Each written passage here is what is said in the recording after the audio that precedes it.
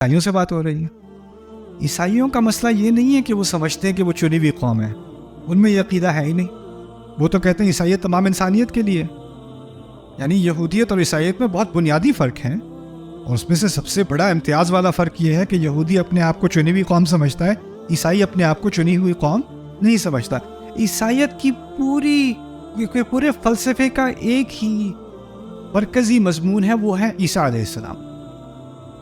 عیسیٰ علیہ السلام سب کچھ ہے، اور ان کی اتنی شان بڑھا دی کہ ان کے مقابلے میں کوئی بھی کچھ بھی نہیں ہے، کوئی بھی کچھ بھی نہیں ہے۔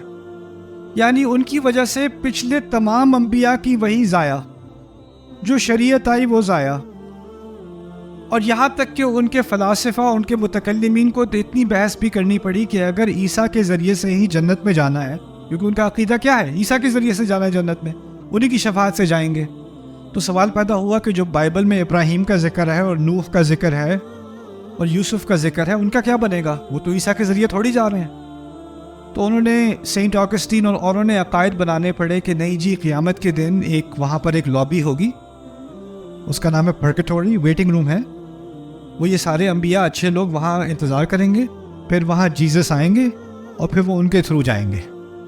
تو ان کو ایک نیا عقیدہ بنانا پڑا، اس کو نہیں چھوڑنا کہ عیسیٰ کے ذریعے بچاؤ ہوگا۔